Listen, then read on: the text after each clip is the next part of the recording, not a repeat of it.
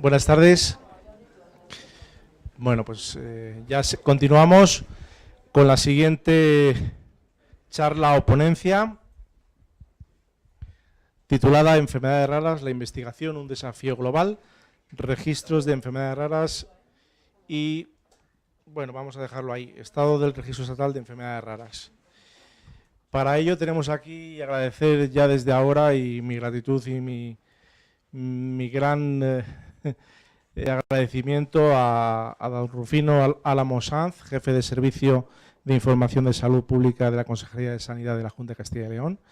Con Rufino ya compartimos durante estos años también conocimiento y compartimos experiencias relacionadas con las enfermedades raras y con el registro, gracias a que participamos como centro en el RERCIL, en el registro de enfermedades raras de Castilla y León, gracias a que ellos entendieron que debiéramos estar también allí.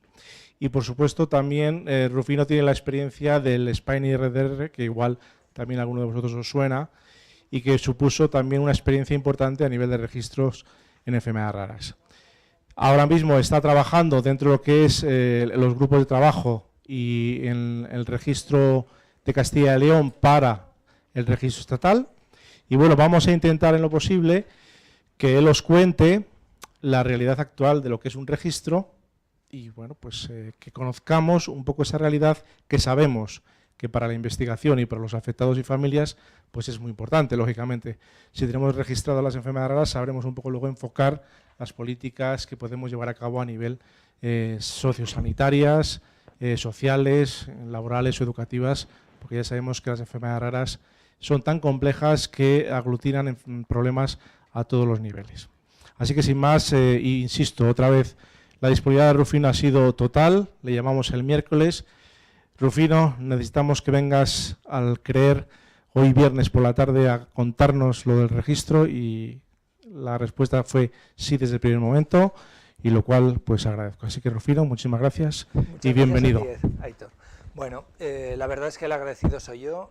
Aitor, siempre que hemos tenido que colaborar, ya desde el primer momento, desde el año 11, el CREER siempre ha estado a disposición de nuestras demandas y por lo tanto, en mi caso no podía ser de otro modo, ¿verdad?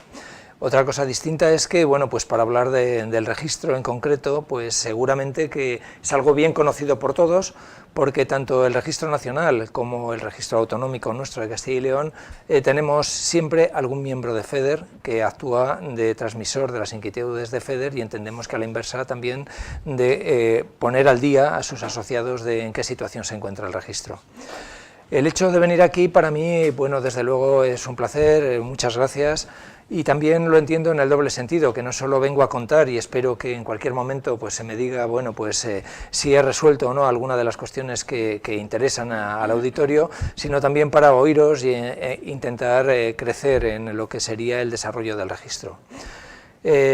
Seguro que luego no lo voy a contar y por lo tanto lo cuento ahora. Cuando nosotros hicimos nuestro registro, nuestra orden de creación del registro de enfermedades raras de Castilla y León, entendimos que el registro tenía que dar respuesta, en la medida de lo posible, a las necesidades de todos los sectores implicados y en consecuencia lo que hicimos fue intentar identificar qué actores eran imprescindibles que tuviesen voz y formasen parte de lo que se llama Comisión de Evaluación y Seguimiento de nuestro registro. Y por lo tanto ahí está no solo el sistema sanitario público, sino lógicamente, porque es la fuente de información principal. Cuando hablo de esto a lo mejor suena raro, ¿verdad? Pero el hecho de que seguramente habríamos de empezar por contar que cuando se habla del sistema sanitario hay una parte que es la de salud pública, que somos los que llevamos habitualmente los registros poblacionales y luego hablaremos qué es eso, y otra parte que es el órgano prestador de la asistencia sanitaria, que como sabéis suelen ser órganos autónomos, aun cuando dependan de la comunidad autónoma, pero tienen una vida propia, ¿no? Entonces llamamos a los compañeros de la parte asistencial para que formasen parte del registro, pero también entendíamos que hay una parte muy importante de las enfermedades raras que son las que afectan a los pequeños y que habitualmente pues originan o tienen determinadas dificultades en el ámbito educativo y forman parte de aquello que llaman atención temprana y nos parecía importante, y luego están todo lo que tiene que ver con los servicios sociales y por eso llamamos también a los compañeros de servicios sociales para que formasen parte del sistema, junto a un representante de la medicina privada, porque también la asistencia sanitaria, en ocasiones aquellos que tienen compañías u otras cuestiones reciben la asistencia desde el ámbito privado, y por lo tanto también les llamamos, y no podía ser de otro modo que estando el CREER en Burgos, pues tenía que ser parte activa, y desde el primer momento hemos sido bien recibidos y en reciprocidad estamos encantados de estar aquí por esa cuestión. Voy a intentar contar algo de lo que es el registro, y bueno, pues desde luego lo que sí que me gustará es, bueno, pues no sabía muy bien qué es lo que podía interesar a la gente que aquí estaba y me hacía algunas preguntas. Lo primero es intentar acotar qué es un registro, ¿no? Que sepamos qué es un registro, hablar un poquito de cómo se ha ido gestando el registro de enfermedades raras en España, cómo funcionan los registros, dónde estamos, qué tenemos, qué esperamos, bueno, muchas preguntas. Vamos a ver si en una presentación que he intentado pues, plasmar aquí algunas cuestiones nos vamos situando en relación a ello.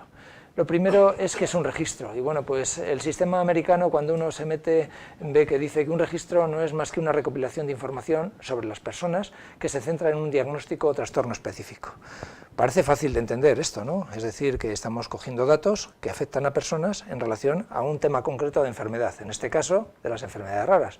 Esto es así de fácil, de bueno, pues esto está chupado, esto ya no tenemos más que hablar, lo tenemos hecho. Y bueno, pues desde el punto de vista legal tenemos una referencia obligada, y es el artículo 23 de la Ley General de Sanidad del año 86, en el cual se establece ni más ni menos que las administraciones sanitarias pueden crear registros y análisis de información. Es decir, que parece algo obvio, pero sí que tenemos un referente establecido en el cual ya con más de 30 años se preveía que esto pudiera tener lugar y fuese adelante. Pero seguramente la pregunta siguiente ¿es necesario crear un registro de enfermedades raras? ¿Tiene algún sentido crear un registro de enfermedades raras?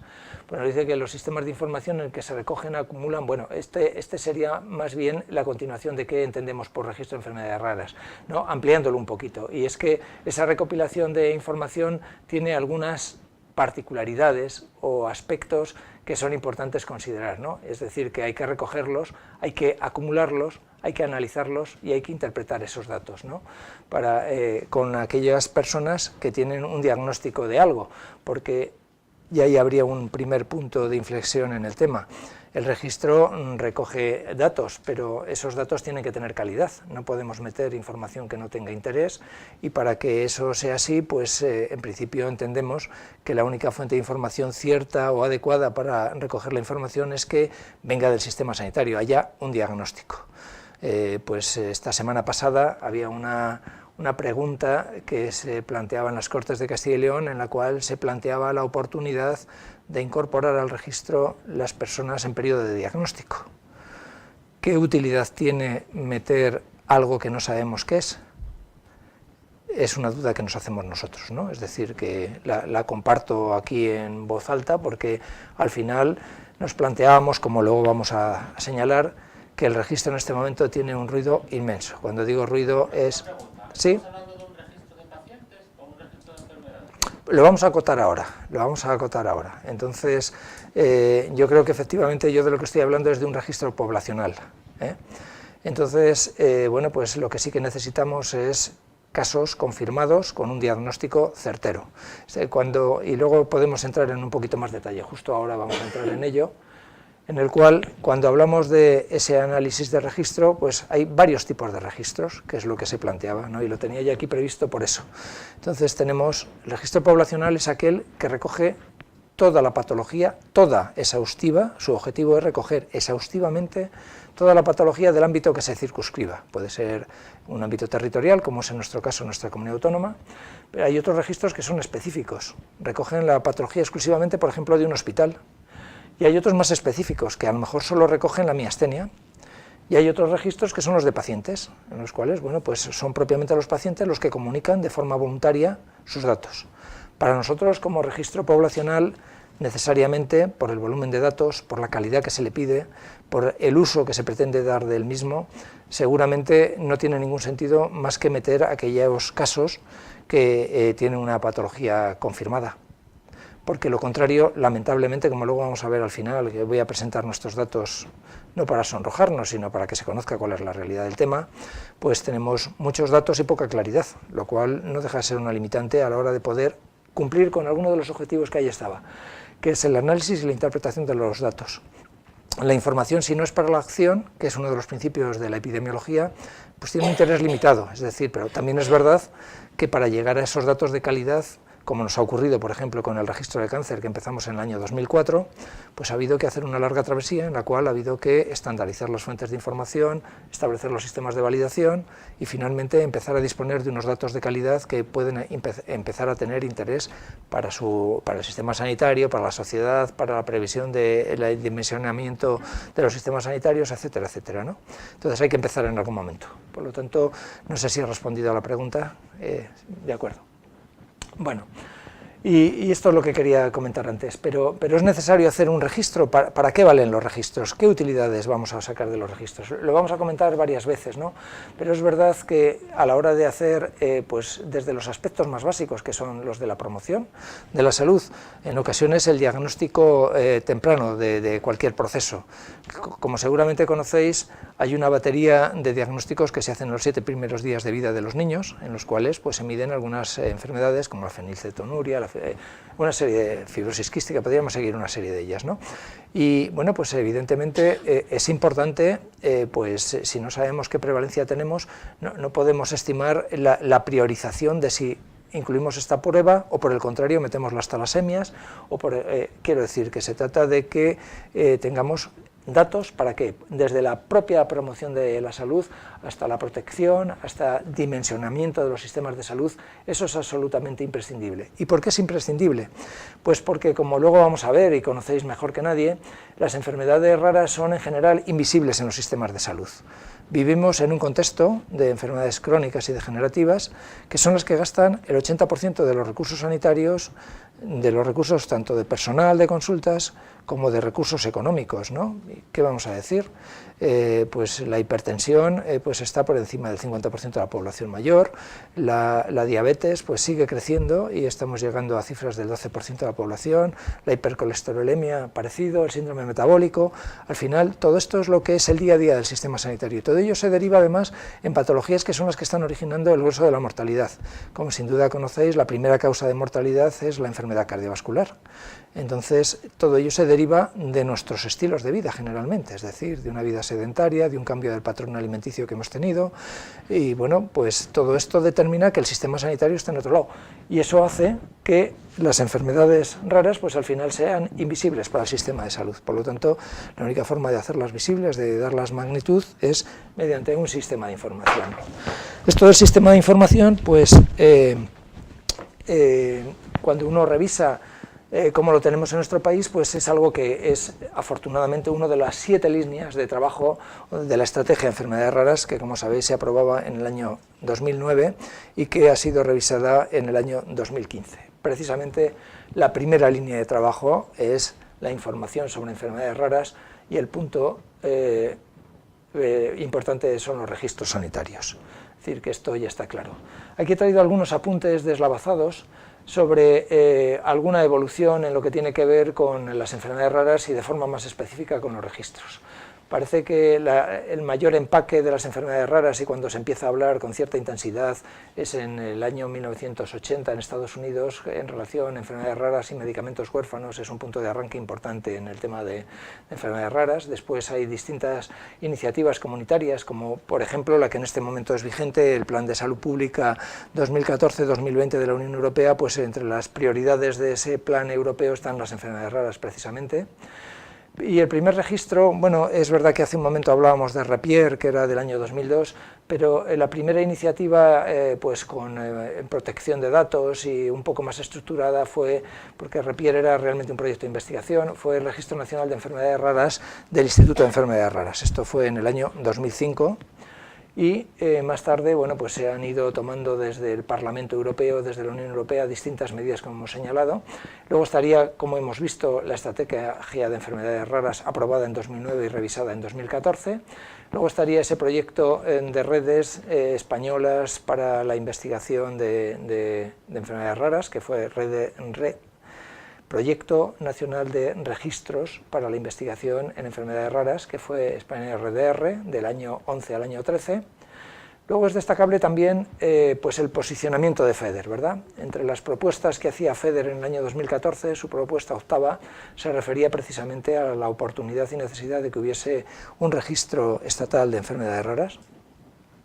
Luego, pues a partir del año 14 empezaron a haber registros autonómicos, fruto del desarrollo de SPNRDR. Es verdad que Extremadura lo tenía previamente, pero en general todos los registros autonómicos surgieron a partir del proyecto del 13.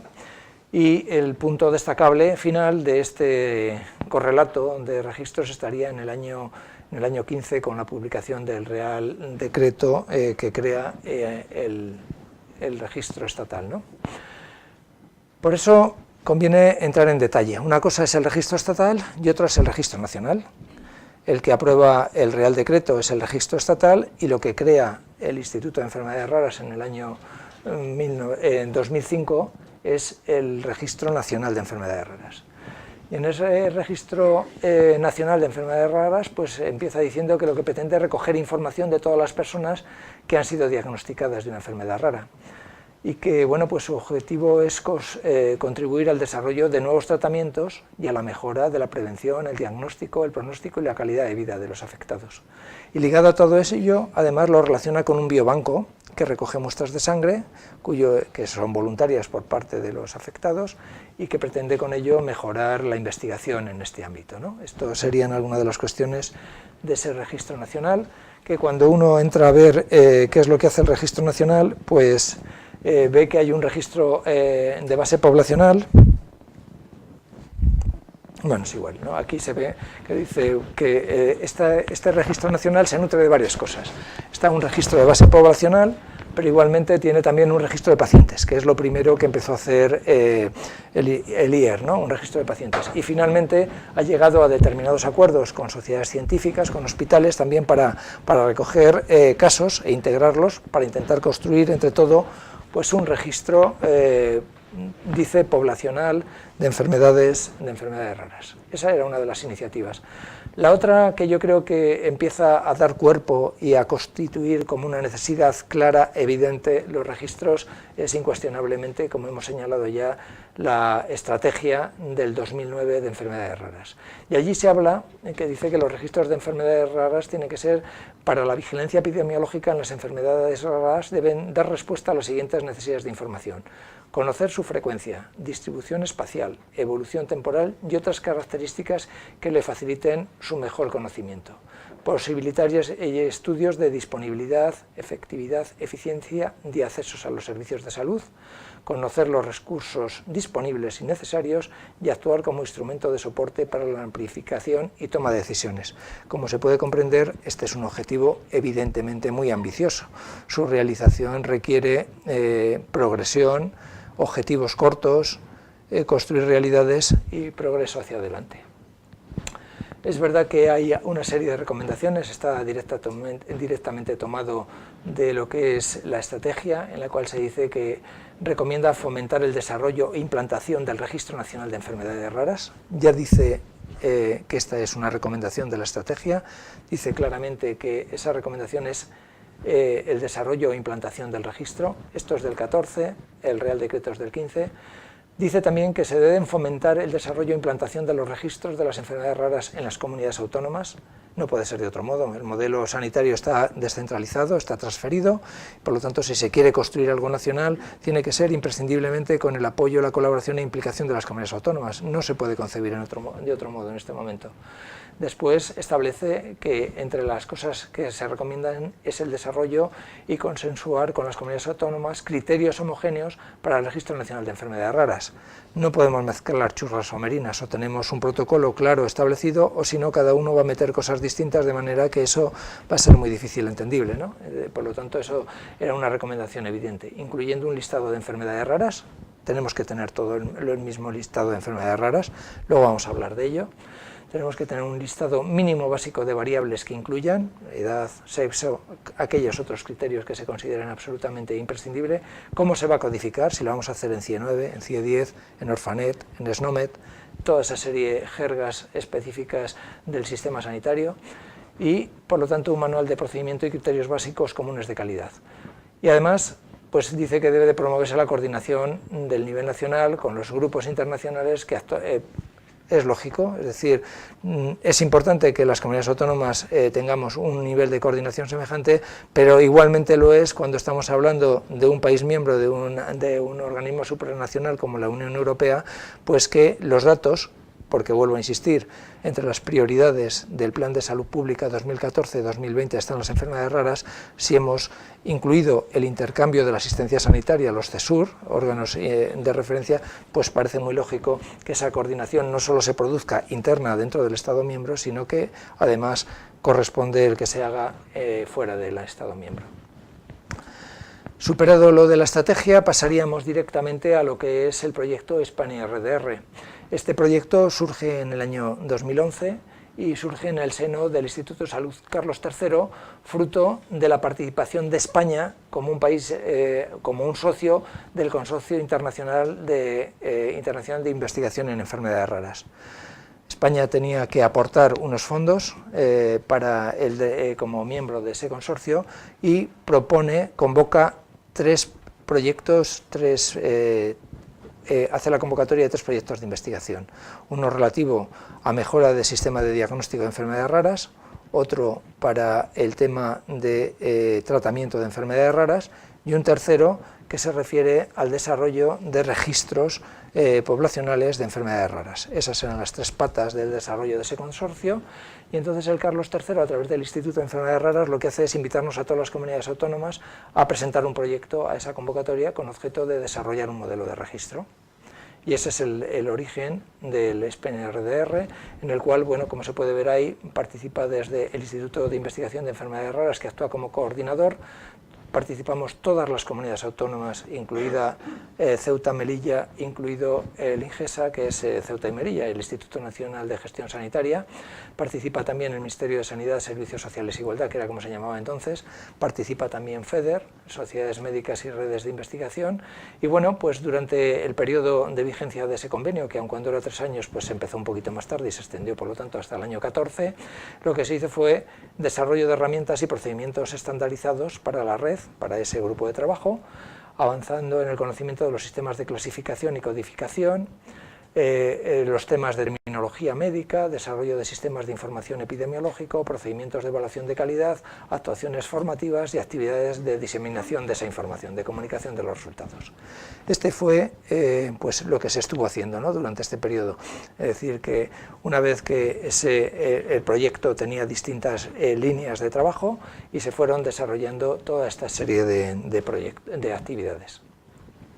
Señalaba que otro punto importante, porque FEDER estaba muy beligerante en este tema, fue pues en sus propuestas para el año 2014 se incorporó precisamente una propuesta octava que decía literalmente que el Registro Nacional de Enfermedades Raras sea una realidad donde todas las comunidades autónomas e investigadores colaboren, garantizándose su sostenibilidad, que es un tema crítico, es decir, que sabemos que crear las cosas pues puede ser más o menos dificultoso, pero su mantenimiento y su integración, especialmente en la coyuntura económica en la que estábamos, la cosa era francamente complicada para el impulso de la investigación en enfermedades raras. Esto también fue muy importante, el liderazgo de FEDER en esta cuestión resultó importante.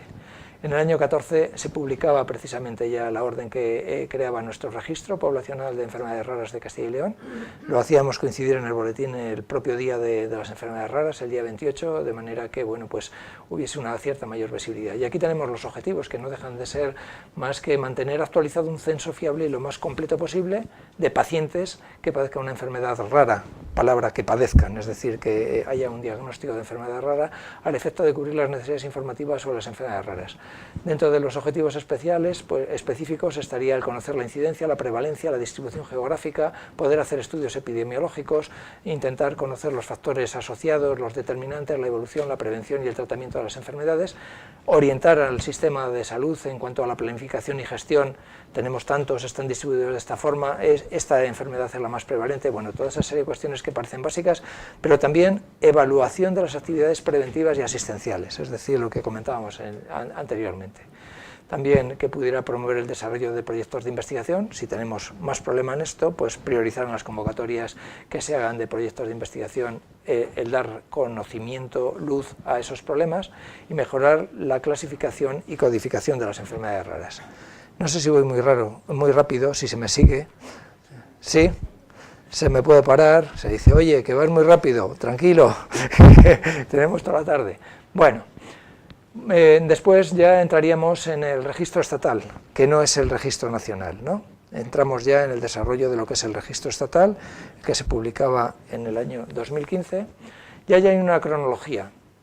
El primer hito importante para la publicación de ese Real Decreto fue julio del año 15, que fue el momento en que la Comisión Interterritorial del Sistema Nacional de Salud, que es el foro en el que se reúnen todos los consejeros de todas las comunidades autónomas con el Ministerio, aprobaron el proyecto del Real Decreto. Esto, una vez que lo aprueban, hay consenso entre todas las comunidades autónomas con el Ministerio para decir adelante con el registro estatal. En diciembre, el 4 de diciembre del 2015, el Consejo de Ministros dio luz verde, era un Real Decreto, por lo tanto lo tenía que aprobar el Consejo de Ministros, y se publica en el boletín del día 24 de diciembre del 2015, la publicación de este Real Decreto. Hubo una nota de prensa el día que se aprobó el Consejo de Ministros y bueno, pues era quizá la única y primera información así que veíamos que aparte de tener el Real Decreto, que el Real Decreto pues está constituido por 3 capítulos, 11 artículos, 2 disposiciones adicionales y luego tiene 3 disposiciones finales. Entonces, ahí nos daban un poquito pistas de qué es lo que se quería, ¿no? Y lo que se quería era coordinar, establecer un mecanismo de coordinación entre los registros o sistemas de información de las comunidades autónomas, como no podía ser de otro modo, crear un censo de pacientes, conocer la incidencia y prevalencia y poder utilizarlo como elemento de planificación y gestión. Y, como no, también para la evaluación de actividades preventivas, utilizarlo como indicadores de evaluación y poder establecer comparación entre la situación de las comunidades autónomas. Y bueno, pues básicamente se preveía que hubiese cierta continuidad con el España RDR, de manera que, que se pensaba que la coordinación del proyecto quedaría a través del Instituto Salud Carlos III, a través del Instituto de Enfermedades Raras, ¿no? Esto ya se contemplaba también en aquel momento. Bueno, yo creo que es importante pues, ver qué es lo que dice este Real Decreto. El Registro Estatal de Enfermedades Raras dice que tiene como naturaleza y finalidad del registro, pues, se posee una naturaleza administrativa, está integrado en el Sistema de Información Sanitaria del Sistema Nacional de Salud y tiene por finalidades proporcionar información epidemiológica, que es lo que ya hemos señalado como hacen todos, sobre las enfermedades raras, sobre la incidencia y la prevalencia. Incidencia sabemos qué es, ¿no? Los casos nuevos que se presentan cada año, y la prevalencia son el conjunto de enfermos que hay, el conjunto de casos acumulados, ¿no? Esa es la diferencia entre incidencia y prevalencia. Incidencia son los nuevos casos que se incorporan en la unidad de tiempo que se determine anualmente, y la prevalencia es el conjunto de enfermos que se acumulan año a año y que en ese momento existen en un determinado lugar. Y de la misma, y sobre los factores determinantes asociados. Facilitar la información necesaria para orientar la planificación y gestión sanitaria y la evaluación de las actividades preventivas y asistenciales en el ámbito de las enfermedades raras y proveer los indicadores básicos sobre enfermedades raras que permitan la comparación entre las comunidades autónomas y con otros países. Por lo tanto, esto es lo que tiene que hacer o lo que ha previsto hacer o lo que nos encomiendan hagamos a través del registro de enfermedades raras. Tener datos epidemiológicos como un sistema de información del Sistema Nacional de Salud, ¿vale? ¿Cómo no?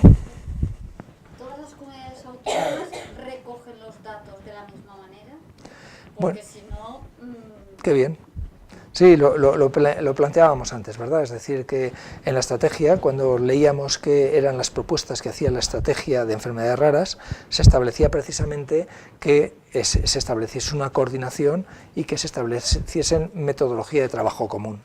Y eso es lo que en este momento se está haciendo, es decir, que el trabajo desarrollado con el proyecto SPNRDR fue una prueba de fuego en la que todas las comunidades consensuamos un manual de procedimientos para trabajar en el proyecto. Y ahora, con el Ministerio, hay un manual aprobado que se aprobaba en el verano del año pasado.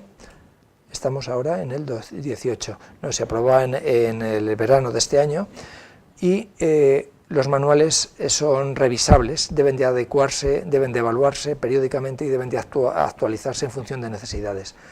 El día 25 hay una reunión presencial en el Ministerio, el día 25 de octubre, a la cual estamos convocados todas las comunidades autónomas. Está convocada FEDER, AINS, la Asociación de Afectados Musculoesqueléticos, y vamos a revisar otra vez el manual.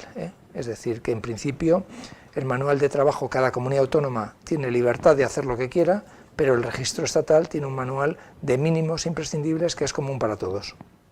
¿Vale? Bueno, entonces, bueno, pues quizá repasar un poco a quién compete este registro estatal. Se señala con claridad que el registro está adscrito a la Dirección General de Salud Pública, como se llame ahora, ya no es de calidad e innovación, pero esto es lo que dice literalmente el Real Decreto. Y luego establece que para la gestión del registro, es decir, la integración de los datos de las comunidades autónomas, el hecho de que la Dirección General de Salud Pública es el órgano competente y responsable del registro estatal. Y es el que dice convocatoria de reunión para este día, lo trasladamos al Consejo Interterritorial de Salud, etcétera, etcétera. Pero viene a señalar que para la gestión del registro, para la integración de los datos, su depuración, su validación, pues podrá encomendar al Instituto de Salud Carlos III, a través del Instituto de Investigación de Enfermedades Raras, su gestión, ¿no? Podrá encomendar la gestión precisamente al IER.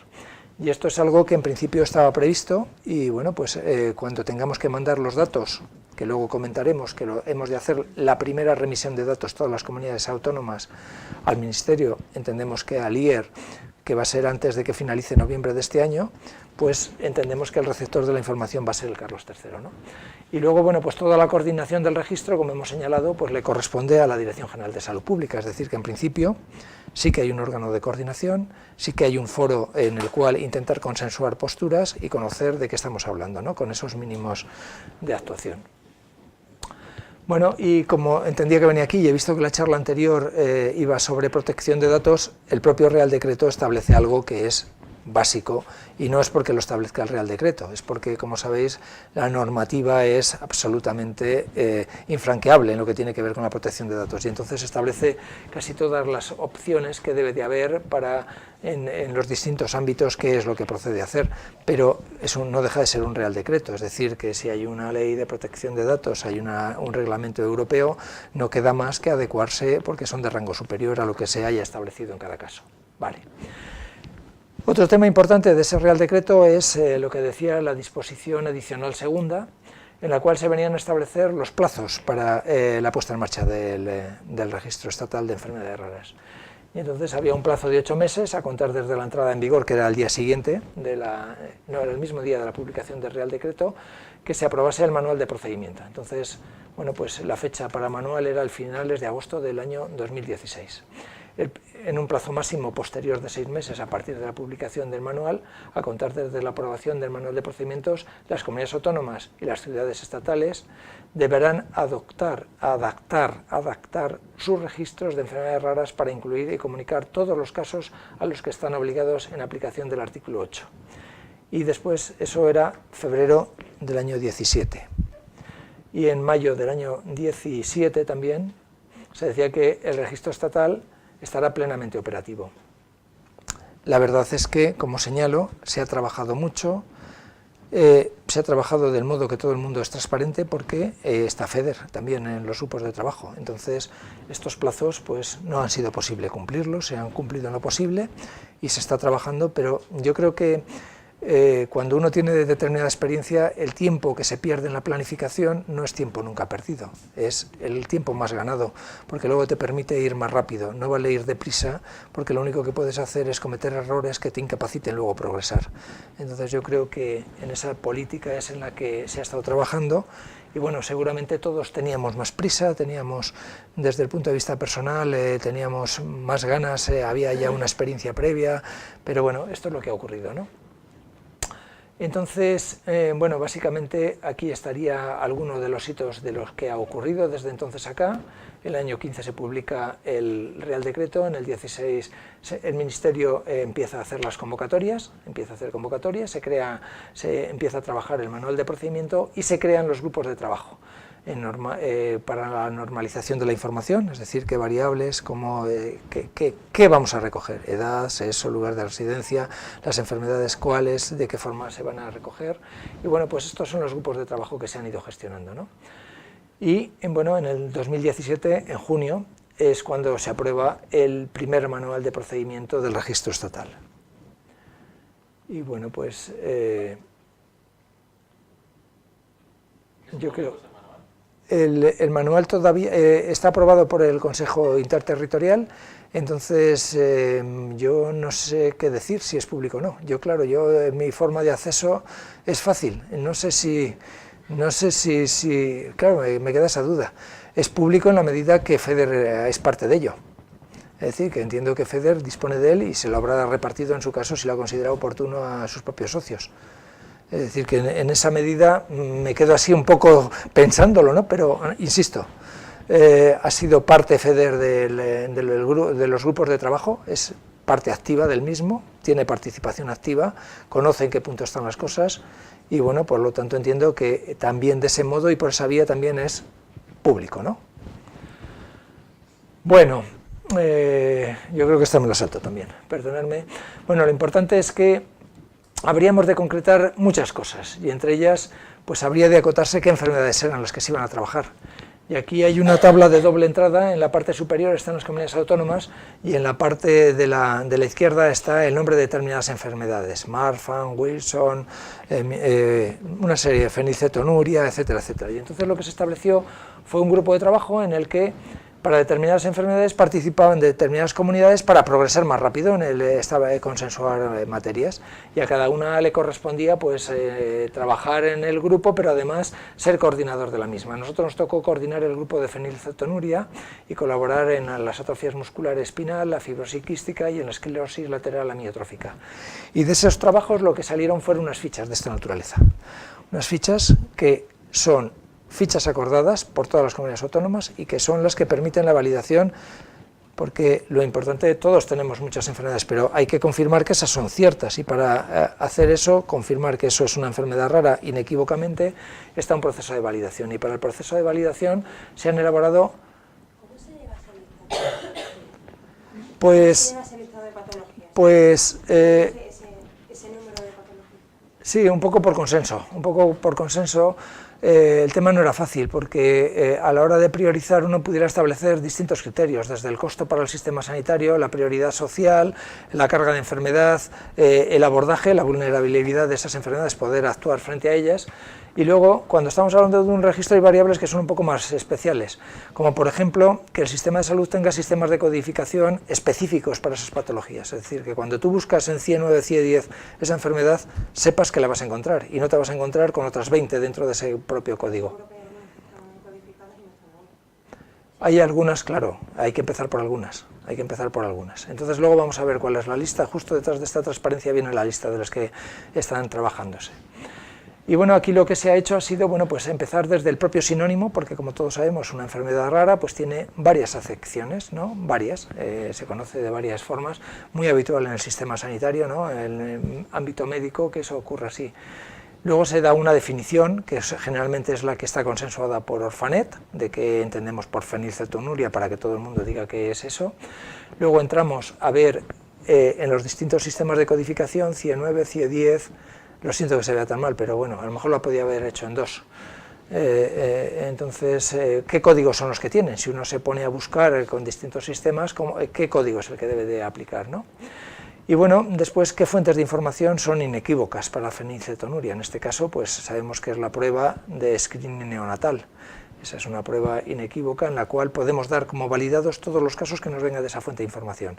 Sin embargo, podemos tener dudas de los que nos entren por el sistema sanitario, porque luego vamos a hablar de qué sistemas de información son los que permiten dónde buscamos los casos para integrarlos en el registro, ¿no?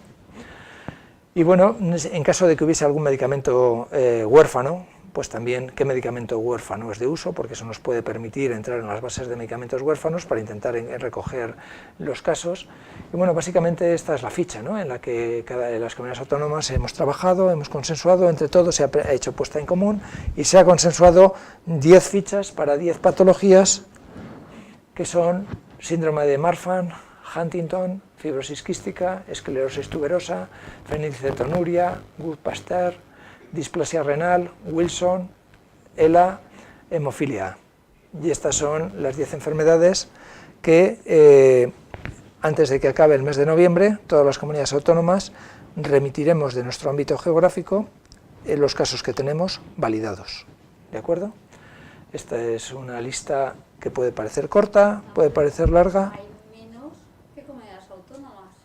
Si cada Es que somos unos holgazanes las comunidades autónomas. Porque si cada una ha trabajado en una patología, faltan patologías. Este era el cuadro. Todas las comunidades autónomas han trabajado en las enfermedades, lo que pasa es que la lista de partida a explorar era más larga. Todas las comunidades autónomas han trabajado en todas. ¿Vale? Había entendido que sabía cada una cómo había trabajado más sobre Lo que una. pasa es que una cosa es un proyecto y otra es una realidad. Y a veces uno no llega a puerto, o justo al revés, todavía está en proceso. Era ese. Claro, o todavía está en proceso, ¿no? Es decir, que ahí no hay problema. ¿Quién tiene la obligación de registrar? Es decir, el especialista de la enfermedad metabólica que nos atiende, nosotros los pacientes. Nosotros en nuestra asociación, por ejemplo, este año hemos tenido, bueno, estamos queriendo tener una iniciativa para que algo cambie en favor de algo que nos ocurre, y lo que nos hemos encontrado es que no sabemos cuántos somos.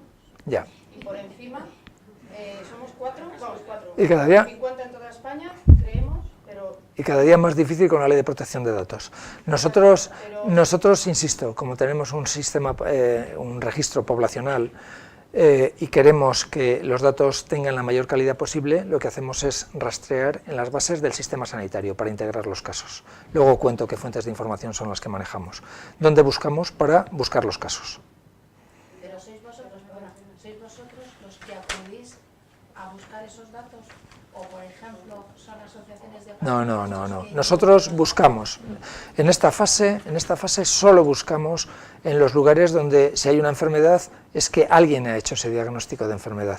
Pero lo rastreáis desde el sistema público. Sí. Y he dicho que también en nuestro caso hemos incorporado a la medicina privada también para que participe en su caso.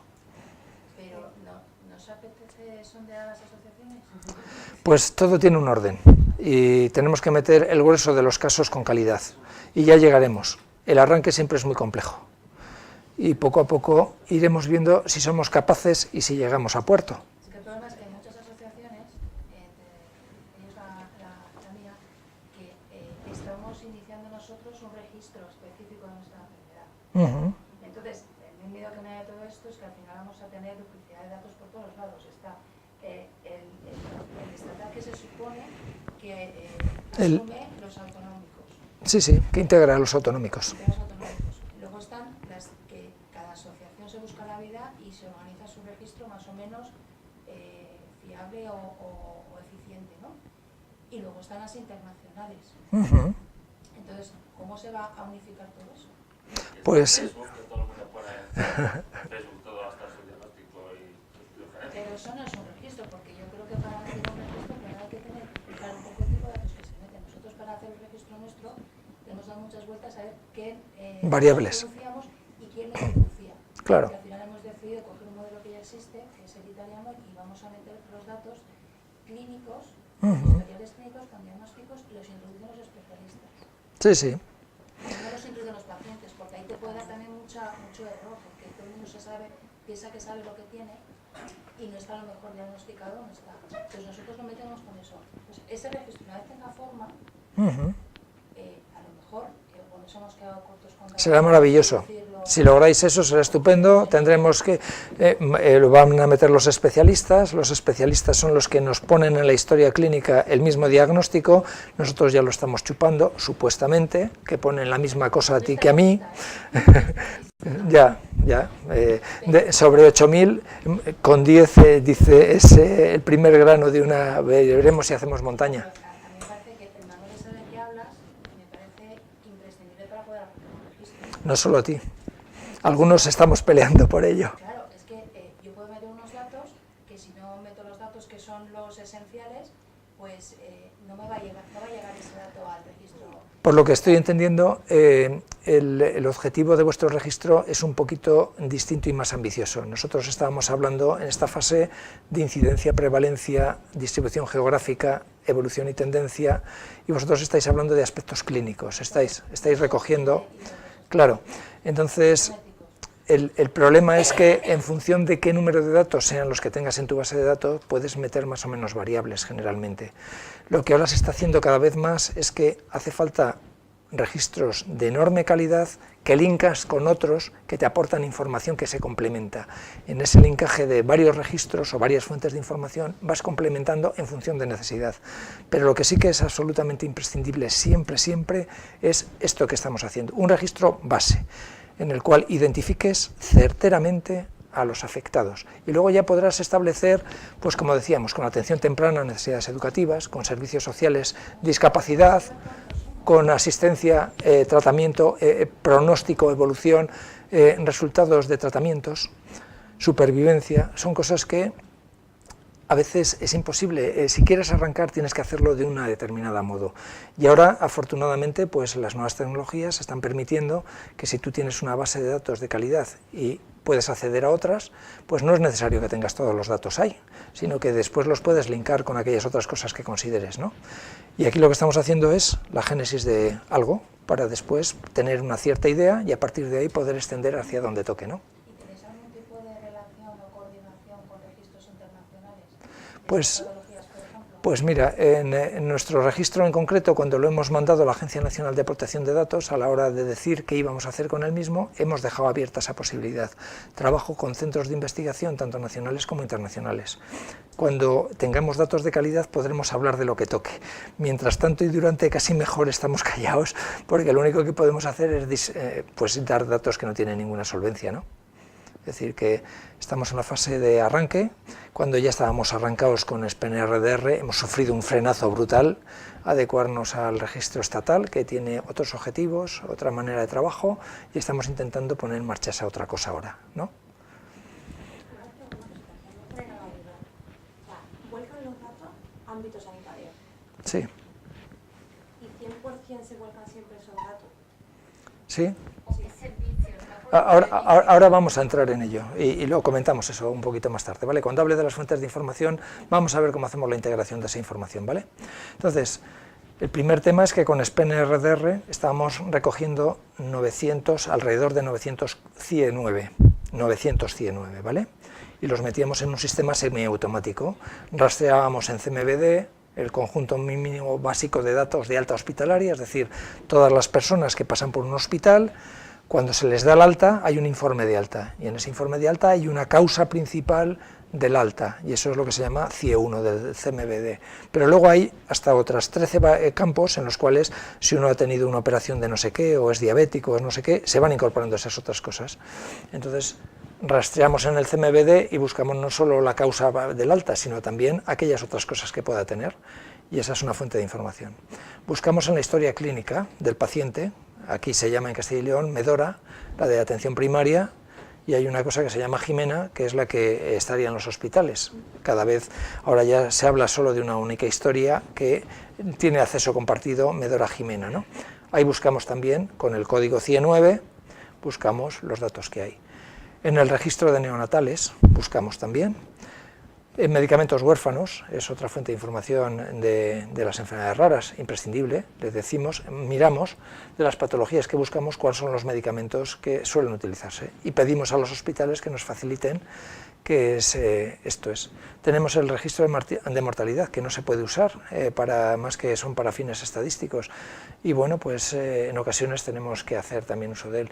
Y bueno, sucesivamente vamos buscando fuentes de información, y ese batiburrillo, que nos entran montones, montañas de códigos, cuando estamos buscando las 900 CIE9, pues tenemos una aplicación informática en la cual hacemos la carga sucesiva, y entonces se hace depuración. Si el caso ya está, porque ya está diagnosticado, no entra. Si entran dos, nos quedamos con el más antiguo, toda esa serie de cosas, ¿no? ¿Vale? Y eso hace una base de datos brutal, brutal, brutal. Aquí hay enfermedades que están subrayadas, no tienen otro objeto de que estas ya las teníamos validándolas en SPNRDR, no tienen más, es decir, que eran enfermedades que ya teníamos y se han incorporado, por lo tanto, esa es la diferencia de unas y otras. Bueno, en el registro estatal se establecen algunas palabras clave que yo no me voy a alargar, porque esto es muy teórico y esto también puede ser muy teórico porque se define que es una enfermedad rara, luego lo voy a entrar con más detalle, porque aquí todo parece muy fácil, pero el primer problema que tenemos cuando hablamos de enfermedades raras es saber de qué estamos hablando. ¿De qué estamos hablando? ¿De enfermedades poco frecuentes, de las raras? Claro, ya empezamos con la propia jerga del nombre a tener dificultad. Si ya no nos ponemos de acuerdo cómo las llamamos, saber qué es lo que queremos meter, ya eso es el non plus ultra, ¿no? Esta es la cuestión. Entonces, bueno, pues hay una definición que parece que es la imperante, la que utilizamos por acá, y es la que nos dice la Unión Europea, que en principio hay una definición cuantitativa, que es aquellas que es una por cada 2.000 habitantes, aquellas que tienen una incidencia inferior a, la prevalencia es inferior a una por cada 2.000 habitantes, 50 por 100.000, 5 por 10.000. Cuando uno mira la literatura internacional se da cuenta que cada país tiene su propia definición. Se dice que en Estados Unidos son aquellas que hay menos de 200.000 en todo el país, lo cual determinaría una prevalencia de 7,5 por cada 10.000 habitantes. En Japón parece que son las que son menos de 4 casos por cada 10.000 habitantes, es decir, cada uno se maneja, cuando decimos hay coordinación, bueno, pues en Europa sí, nos coordinamos en eso. Y luego hay criterios cualitativos, ¿no? Los criterios cualitativos, hay algunos, luego podemos ver más. Se desconoce la etiología, es decir, no sabemos cuál es el origen de ese proceso. No existe tratamiento, no existe sistema diagnóstico, origina alta mortalidad, son invalidantes, originan una mortalidad temprana. Son algunas de las muchas acepciones que pudieran establecerse para incluir qué es enfermedad rara, ¿no? Hay un montón de variables que en función de una u otra cosa, pues está ahí. Por lo tanto, lo primero que habría de hacerse es la definición de enfermedad rara. Esta es la definición que tiene el manual del Registro Estatal de Enfermedades Raras. Esta es la que hemos consensuado. Por lo tanto, hay unos criterios relativos a la persona. La persona afectada tenga su residencia habitual en España en el momento de su inclusión en el registro autonómico correspondiente, esté vivo o su fecha de fallecimiento sea posterior al 31 de diciembre del 2009. ¿Vale? Un primer criterio personal. Criterio relativo a la enfermedad. Sea diagnosticada de alguna de las enfermedades contempladas en el anexo 1, que son las 10 enfermedades que hemos hablado. ¿Vale? Y luego criterios relativos a la validación, que cumplan los criterios de validación específico por esa otra ficha que hemos visto antes. Es decir, que no solo tiene que estar una de las 10, sino que además tiene que cumplir con los criterios de validación que se han establecido en las fichas correspondientes. Empezamos a tener homogeneizado el criterio de actuación en el ámbito nacional, ¿de acuerdo? Bueno, y luego pues este es el batiburrillo de turno. Está la ficha, se meten los casos y luego pues se van validando, se van depurando, llegan al registro autonómico, al nacional, desde el autonómico llegan al nacional y desde el registro estatal está previsto que haya devolución de casos, aquellos que no hayan sido comunicados por la comunidad autónoma. ¿Por qué? Se nos escapan, tenemos malos sistemas de salud. No, lo que está es mal repartido los sistemas de referencia, los centros de referencia para el diagnóstico de las enfermedades, que están básicamente ubicados en la Comunidad de Madrid, en la Comunidad Catalana y en la Comunidad Valenciana. El 80% de los centros de referencia para las enfermedades raras están ubicados en esos sitios. Por lo tanto, si el diagnóstico de calidad, si la identificación de la enfermedad se hace allí, pues para que las comunidades autónomas, porque claro, llega la gente y a veces llega sin informe al médico, que me tiene que recetar esto, ya, ¿y usted qué tiene? Pues es que no he traído el informe, ya. Bueno, pues si es imprescindible lo recetaremos, pero no sabemos qué enfermedad tiene, por aproximación. Entonces, a la hora de intentar tener claros los casos, hace falta que vaya al revés. Aquí tenemos las variables que recogemos en nuestro registro, que básicamente las variables de un registro son de 3 ámbitos, que son los datos sociodemográficos de la persona, edad, sexo, nombre, apellidos, documento nacional de identidad, variables unívocas que a la hora de hacer la depuración, cuando nos entran por distintos sitios, sepamos que es el mismo, no le multipliquemos 20 veces al ciudadano. Después, datos relativos a la enfermedad.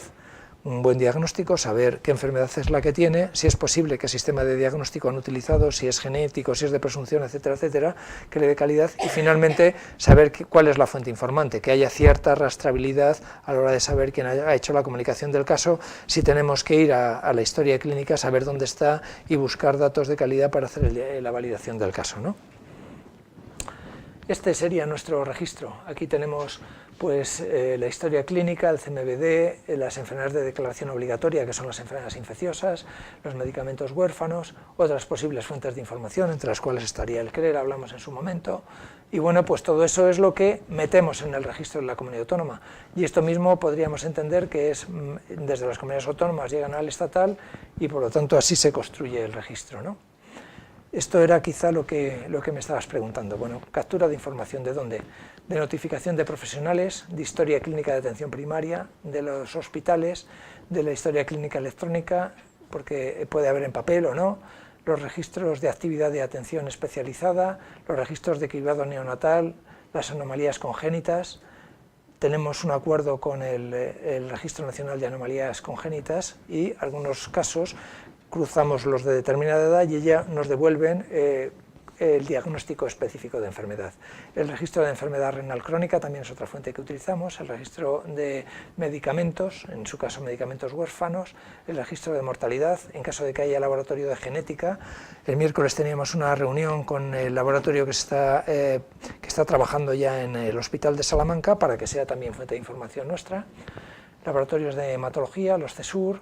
En su caso llegaremos a los pacientes, a los registros de pacientes, todo esto son posibilidades, pero en principio estamos trabajando nosotros exclusivamente y en este momento con lo que tiene que ver con las fuentes del sistema público. Lo que hacemos es cruzar nuestros códigos de rastreo con las distintas fuentes de información y sacar el conjunto de casos que se encuentran en cada una de ellas y lo metemos en nuestra aplicación informática con periodicidad anual de forma centralizada y ahora estamos progresando ya, este año se está trabajando con la medicina privada. Hemos establecido, nuestro registro tiene en cada una de las provincias de la comunidad una unidad periférica del registro y son ellos los que están yendo a los centros sanitarios privados con el objeto de ir solicitando los casos que tienen de las enfermedades que nos interesan. Bueno, y un elemento crítico es la validación. Hemos metido los casos así, de aquella forma, ¿no? De forma semiautomática. Hemos rastreado en las fuentes de información, los hemos cogido y a través de esa aplicación informática los tenemos ahí. Pero lamentablemente no todos los casos, ni están todos los que son, ni son todos los que están, ¿no? Y entonces cuando ahora vamos a tener que mandar al Ministerio los casos, lo que ha habido que hacer es, caso a caso, hacer el proceso de validación, que es la revisión de los casos previamente adquiridos de forma masiva de diferentes fuentes, utilizando otras fuentes con alto nivel de detalle y fiabilidad, usualmente la historia clínica. Y de ese resultado de ver el caso que tenemos y contrastarlo con la historia clínica, podemos ver que se ratifican, es decir, que se confirman que es caso, se ponen en duda y por lo tanto quedan dudosos, se rechazan, dice este no es esta patología, esto está mal, no podemos clasificarle como tal, se puede sustituir o en su caso especificar, es decir, pues efectivamente es una miastenia grave con exacerbación, no solo es una miastenia grave, o otras cuestiones, ¿no? Entonces, todas estas es así como se está trabajando. Bueno, yo creo que me estoy alargando mucho y bueno, pues esta es la aplicación informática, estas son las salidas. Y lo que más podría contaros es, pues, por ejemplo, los datos que tenemos en nuestra comunidad autónoma. Podemos ver de cada una de las fuentes de información que hemos usado, cuántos casos nos han cargado y qué porcentaje aporta. En nuestra comunidad autónoma, tirando de esos 919, hemos cargado aproximadamente pues, unos 235.000 casos. Principalmente las fuentes de información, los que han aportado datos es entre Medora, que es la historia clínica electrónica, y el conjunto mínimo básico de altas hospitalarias, aportan el 99% de los casos. Medora por sí mismo aporta el 50%. Medora es la historia de atención primaria, y eso nos está dando un dolor de cabeza enorme, porque la historia de atención primaria tiene un sistema de trabajo profesional, no se saben los códigos, es imposible que se sepa la CIE 9. Entonces el profesional lo que hace es meter un literal, pues tiene, pues no sé, catarro, por decir una enfermedad muy común. Y entonces luego el aparato de forma interna lo que hace es recodificar y sabe que catarro tiene que ponerle el código este, que es el que nosotros buscamos. Nosotros no buscamos literales, buscamos códigos. Y lo que está ocurriendo es que el profesional, fruto de la enorme especificidad de estas enfermedades, pues muchas veces pone un código muy genérico de manera que es muy difícil que la información que nos llega de ahí sea de calidad, que sea adecuada para poder hacer una carga conveniente en el registro, ¿vale? Aquí estarían los datos provinciales, distribución por sexos y por edades. Meramente solo ver las edades, por fin he sabido qué botón tenía que tocar. Ahora que nos vamos, mayores de 70 años tenemos casi el 40%, es imposible. Es decir, este dato habla de que esa información que estamos cargando desde Medora pues requiere ese proceso que hemos señalado, que es la validación, que es lo que vamos a hacer para las 10 enfermedades que vamos a mandar al Ministerio. ¿De acuerdo? Entonces, todos esos datos es una inmensa carga de trabajo que tenemos por ir haciendo sucesivamente con las enfermedades que vaya viendo. Y bueno, pues aquí tenemos algunos datos que hablan de eso que estábamos diciendo. En nuestra comunidad autónoma, si es 5 por 10.000 habitantes, pues no debería de haber ninguna enfermedad con más de 1.213 casos, y hay algunas, bueno, pues que tienen unos números de 2.000, 5.000, 10.000 casos, polimialgia reumática, 10.000 casos. Eso es, lógicamente, se está codificando mal en la historia porque no puede haber tantos casos. Y por lo tanto tenemos un reto francamente importante por delante, que, bueno, pues solo hay una forma de resolverlo, y es estando en el trabajo.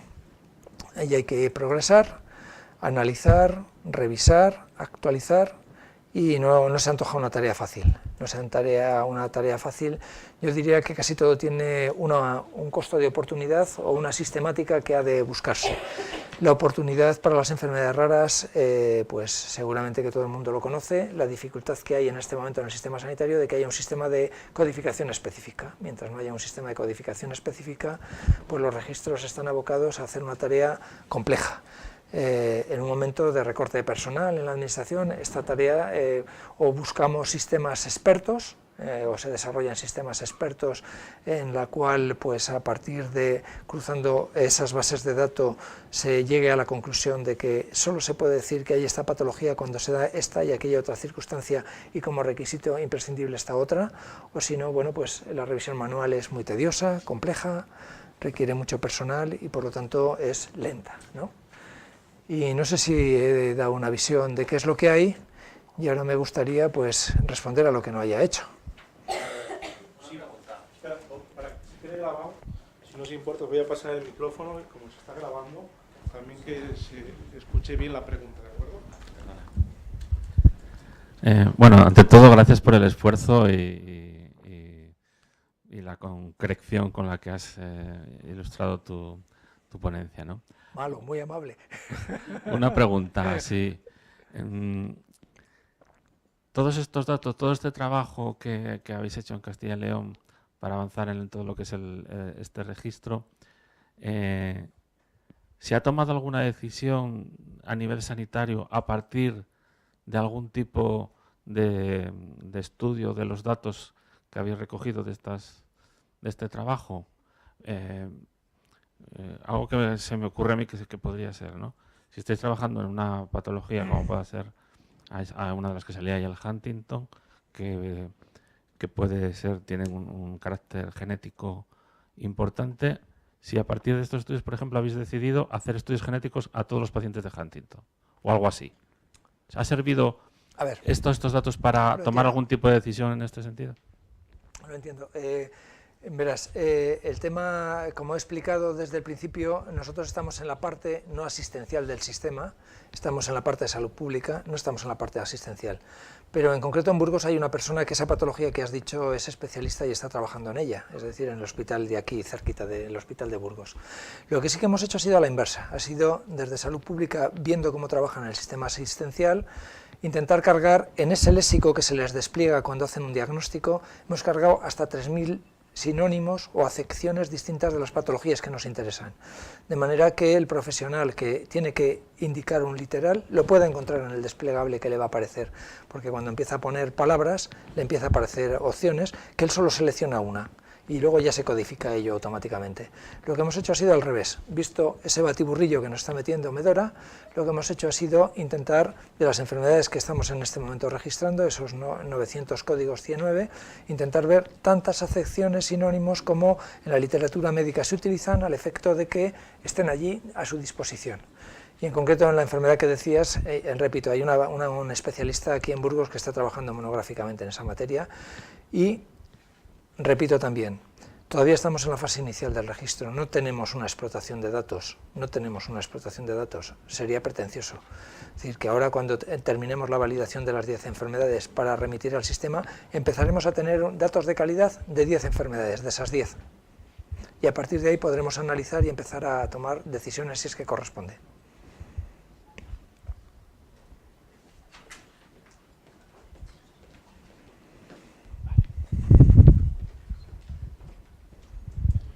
Vamos a ver, a mí se me ocurre una cuestión. Desde hace años, por lo menos en nuestra asociación y a nivel general, se le recomendábamos a nuestros asociados que eran afectados que se registraran en el Instituto Nacional Carlos III de Enfermedades Raras. Entonces, ¿cómo podemos hacer ahora con toda esta reestructuración que se ha hecho? ¿Cuál es la recomendación que podríamos hacer a nuestros pacientes desde las asociaciones para colaborar? Yo entiendo que sigue siendo válida, ¿no? Es decir, que en principio las comunidades autónomas mayoritariamente estamos haciendo uso de los datos del sistema público, vamos a seguir recuperándola, pero previsiblemente esa información va a llegar también al Instituto de Enfermedades Raras.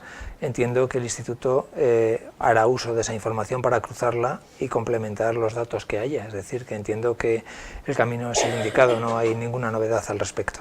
O sea, que sería quizás el más factible para no liar a los pacientes con 17 registros.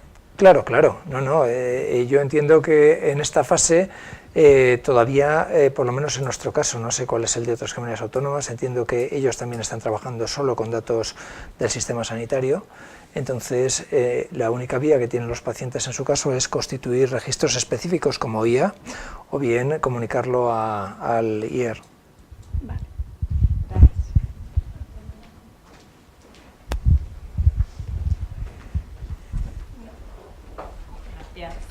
Dos preguntitas. Una, estáis usando Medora, que es la de primaria. ¿Qué es, perdón? La historia clínica electrónica de primaria, ¿no? Sí, sí, correcto. Pero los diagnósticos normalmente se producen... Ese es el problema. ¿Y por qué no usáis Jimena, que es la otra? Porque no existe, se está implantando. Ah, vale. Vale. Súper rápido. Qué pena. Pues, ya lo creo. Y la otra era, quería comentarte, no sé si conoces las redes europeas de referencia y están también, hay 5 de ellas que han recibido financiación de la Comisión para hacer su propio registro y el resto van detrás. Que es un poco la pregunta que te hacían antes, es que claro, al ver esto y lo complejo que es, solamente a nivel nacional, pues... quería preguntarte cómo lo ves, ese esfuerzo que están haciendo. Bueno, quiero decir, en el servicio llevamos registro de cáncer, llevamos registro de una serie de cuestiones y entendemos que la única forma de que los registros lleguen a tener un grado de madurez es trabajar en ellos, ¿no? Y en lo posible trabajar coordinadamente. Orfanet está también intentando establecer un sistema de información al respecto y en la medida que podemos también estamos participando en esos proyectos europeos, ¿no? Es decir, que estamos intentando ver y suele ser malo que haya muchos modelos, conviene que haya un modelo y que en la medida de lo posible se estandarice, se evalúe y se acomode, ¿no? Entonces yo creo que es bueno estar atento a todo, pero estar trabajando en algo en concreto, ¿no? Y nosotros, bueno, yo creo que en este momento corresponde trabajar, cada comunidad autónoma tiene plena libertad para trabajar como quiera y hay un registro estatal que en el que hemos venido a consensuar un manual de procedimiento de trabajo y bueno, pues tenemos un punto de referencia común y después cada uno es libre después de buscarse otras actividades, otras formas de trabajo. Sí, hola, buenas tardes. A nivel europeo, a nivel mundial, ¿hay algún tipo de registro de enfermedades raras con fichas de diagnóstico y todo esto? Pues sí, hay algunos países que llevan trabajando, apuntaba de Italia, en Alemania parece que también se está trabajando. Bueno, ¿y no sería factible utilizar ya esos protocolos y no duplicar trabajo. Pues fíjate... Eficiencia, ¿no? Eso es de un sentido común brutal. Hasta el punto que casi me cuesta responder, ¿no? Porque es la pregunta que uno se hace: ¿cómo es posible que hayamos tenido que montar 17 aplicaciones en cada una de las comunidades autónomas para hacer una cosa que supuestamente es común? Cuando empezamos SPNRDR yo iba allí abocado a pensar que después de la experiencia que habían tenido con Repier, había unos modelos de trabajo básicos, de que había una aplicación, una herramienta común que íbamos a usar y que no íbamos a tener más dificultad, y la verdad es que tuvimos que sudar la camiseta, pero es que ahora con el registro estatal pues estamos más de lo mismo.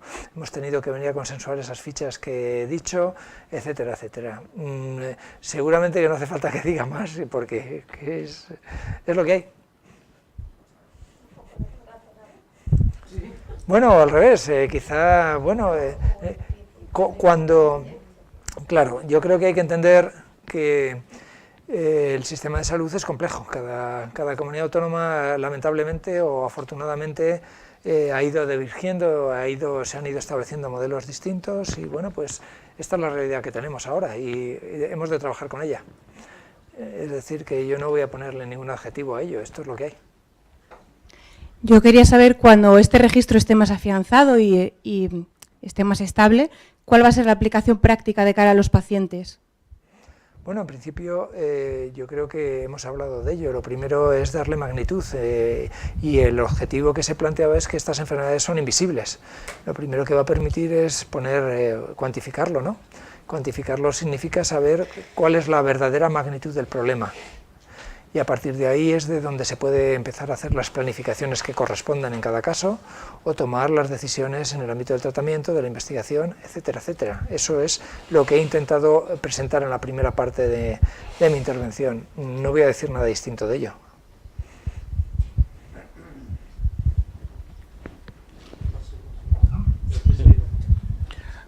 Bueno, yo más que pregunta quería hacer una reflexión, porque estamos hablando de aquí que 17 comunidades han tenido que montar 17 aplicaciones, han tenido que sudar la camiseta y una experiencia de hace 10 años ha habido que casi que repetirla, ¿eh? Y claro, en FEDER estamos 343 asociaciones y no es por nada, pero seguro que cada una tenemos nuestro registro. Y cada uno hemos sudado la camiseta para hacer el registro. Y entonces a lo mejor quizás sí tendríamos también que reflexionar a nivel interno dentro de FEDER que cómo estamos haciendo eso y si lo estamos haciendo bien, regular, mal, si tenemos que coordinarnos más con el registro de pacientes del Instituto de Investigación de Enfermedades Raras, que es un registro de pacientes, no de casos, como el que nos ha presentado Rufino, que ese sí es mucho más similar a lo que estamos haciendo nosotros en las asociaciones. Y bueno, porque a mí me da la sensación de que estamos también, pues, no sé si malgastando o por lo menos duplicando esfuerzos y realmente no sé si al final pues el paciente o nuestros socios y nuestras socias se están beneficiando de ese esfuerzo, ¿no? Que ahí también tendríamos que reflexionar, si quizá unirnos por grupos de patologías. Si no recuerdo mal, en la Red Europea de Enfermedades Raras hay 24 redes por diferentes tipos de patologías. España creo que solamente está presente en 17 o 18. Por ejemplo, en la oftalmológica, que es en lo que a mí me toca, no estamos. Y una de las cosas que nos ha dicho Europa es que en España no hay un registro de enfermedades oftalmológicas. Que vete tú a saber, ¿eh? ¿Por qué? Y no sé, quizá habría que reflexionar entre todos también y entre todas las asociaciones sobre este tema, ¿no? La última pregunta, ¿queda por ahí alguna más? ¿Tienes una por aquí? Venga. Y luego, pues para allá y así ya cerramos un poco. Hay muchas enfermedades, entre ellas la nuestra, que a lo largo de la vida van a diagnosticarles diferentes patologías. ¿Van a estar en todos los listados de cualquiera o se coge una principal? ¿Qué enfermedad es? Es 22q11. Quiero decir que en principio el diagnóstico será de la enfermedad, ¿no? Normalmente se diagnostican otras cosas que son las que pueden tener... Ya, las que se relacionan, es un Claro, diagnóstico sintomático. Claro, y luego después se hace el estudio genético, a no ser que sea muy evidente desde el nacimiento. Ya. Sí, en principio las patologías, por lo que estoy entendiendo, el diagnóstico de enfermedad rara tan solo se confirma al final, una vez que se hace la prueba genética. Pero pueden tener una displasia renal, que por ejemplo lo he visto en el, sí, en el listado. Está. Entonces, supongo que cuando ampliéis el listado va a haber otra clase de enfermedades, no sé si... Pues estará en todas y en cada una de ellas. Vale.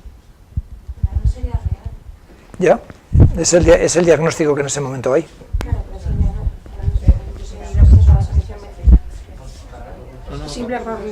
Claro, es un síndrome, ¿no? O sea, el síndrome de lesión, duplicación 22q11, que lleva a cabo, o sea, tiene determinada sintomatología. El diagnóstico es de lesión o duplicación. Luego tendrás toda esa sintomatología. Si apareces en todo, no es real. Ya, hombre, luego se va depurando. Una vez que tienes un diagnóstico más específico, vas quitando los otros. Ese es el proceso de validación. Es decir, que tú tienes una lista de enfermedades y de la que tengas diagnósticos la que incluyes. Pero si una enfermedad agrupa un conjunto de síndromes, pues te quedas con la enfermedad ya, con el diagnóstico real y vas suprimiendo los otros. Es decir, que en principio irán apareciendo aquellas que sean objeto de registro, pero cuando una patología comprende varios síndromes, pues entonces se van quitando del que es y se llega al que hay un diagnóstico, en este caso genético, por lo que he entendido. Sí, yo quería preguntar en qué medida, si es que lo hacéis, tenéis en cuenta las aportaciones que os podemos dar las asociaciones de afectados por una enfermedad rara a la hora de completar estas fichas, porque ahí hay mucha documentación jugosa y fiable, 100%. Quiero decir, los datos los tenéis fundamentalmente de la asistencia sanitaria, pero ¿por qué no de las asociaciones de pacientes que ya están catalogadas y perfectamente saben qué tipología tiene cada una de las enfermedades, qué fenotipo tiene cada una? ¿No os puede servir eso para completar vuestros datos? Hombre, yo creo que si hay algo real es el diagnóstico. Estamos hablando de enfermedades y el único que entiende de las enfermedades a priori es el sistema de salud. Entonces, aquí no se excluye nadie, no sobra nunca nadie, sobre todo cuando el problema es tan complejo como el que estamos hablando, no sobra nadie. Pero si hay alguien que debe de entender de la enfermedad, debe de ser aquellos que tienen capacidad diagnóstica, tienen los medios para ello, porque los demás se puede suponer, o no dudo que el afectado en muchos casos sea el que oriente el diagnóstico de la enfermedad, no lo dudo, pero al final, donde va a estar la enfermedad, va a estar en la historia clínica del paciente, porque si no, no hay tratamiento, porque si no, no hay nada detrás de ello. Entonces, yo creo que el papel del paciente es muy importante, pero si hemos de hacer algo que tenga calidad, únicamente lo puede hacer aquel que está capacitado para hacer el diagnóstico. Y ese es el planteamiento que tenemos. No estoy excluyendo a nadie. Yo entiendo lo de la calidad, pero estáis usando en el caso de Castilla y León el sistema estratégico de primaria. Probablemente los asociaciones de pacientes, quizá, es que si hicierais el ejercicio, probablemente... A ver. Os iban a salir más confirmadas, más casos confirmados. Es que no, es lo que no entiendo. A ver, no dudo en ningún caso el papel de las personas que aquí estéis como responsables e implicados en el desarrollo de la patología, pero seguramente que no sois ajenos tampoco a que hay otra gente, hipocondríacos del tipo que fuere o tal, que igualmente serían capaces de meternos mucho más barullo del que ya tenemos en sí mismo.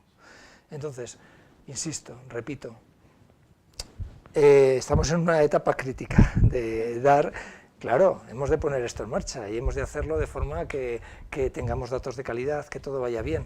A priori parece evidente que en una sociedad tan especializada como la que nos encontramos, si hay alguien que pueda decir qué es lo que hay, dónde está y qué es ese. ¿Podemos coger a otros muchos? Claro que sí, pero si hay uno que es el referente obligado, ese sí no es otro. Sí, pero estáis yendo a otro. No estáis yendo a la historia clínica electrónica especializada y el dato. Bueno, verás. Existe. Que no existe. Pero, ahora, estáis yendo a la de primaria, que es como el second best. Perdóname. Estamos intentando no perder ningún caso porque uno de los requisitos básicos de cualquier registro es la exhaustividad. Y a falta de pan buenos son tortas. A falta de la especializada estamos cogiendo la historia clínica disponible. Claro, es la que tenemos, es la que tenemos. ¿Es insuficiente la calidad que puede dar la atención primaria? Claro que sí, lo sabemos y lo hemos visto y lo hemos demostrado, ¿verdad? Y no tenemos reparo en decir qué es lo que hacemos y cómo lo hacemos y en qué punto nos encontramos. Pero es verdad que estamos anhelando que la historia clínica de especializada tenga el nivel que esperamos, que ya empieza a haber en determinados centros, para empezar a cargar de ahí la información. Pero mientras tanto, ¿qué hacemos? ¿Nos quedamos con cualquiera? No, no nos quedamos con cualquier cosa. Lo que un poquito estamos aquí manifestando las asociaciones es que nos subáis un poquitín ya en la lista de las fuentes de información. A lo que voy es que con el mismo criterio de tener información con base de calidad, sobre todo basada en un diagnóstico clínico, por especialistas, clínico y genético, pues aquellas asociaciones que dispongan de datos de esa calidad, poderlos aportar, porque te ayudará a cruzar con el resto de los datos. No os quito razón a ninguna de las dos. Porque además, yo soy de Burgos, Castilla y León, pero todos los especialistas de mi hija están fuera de Burgos. Entonces, si tú vas a buscar en el historial de mi hija aquí en Burgos, te encontrarás lo que yo amablemente le haya dado al especialista de aquí, que me lo han dado del otro hospital. Luego, entonces, ya empezamos a confluir en varias cosas. Primero, no os quito razón en nada de lo que he dicho, de lo que habéis dicho. Quizá no me he explicado bien. Es decir, que donde debe de estar la información del paciente es en su historia clínica. Yo creo que en eso estamos todos de acuerdo, por darle esa calidad a la información. Si tenemos que ir a la historia clínica, y eso no es que me interese a mí como registro, interesa al paciente en primer término, porque en el momento que necesita asistencia sanitaria no sabe qué médico se va a encontrar, si el que ya conoce su caso o otro que está allí en ese momento. Entonces conviene que la historia clínica sea lo mejor del mundo.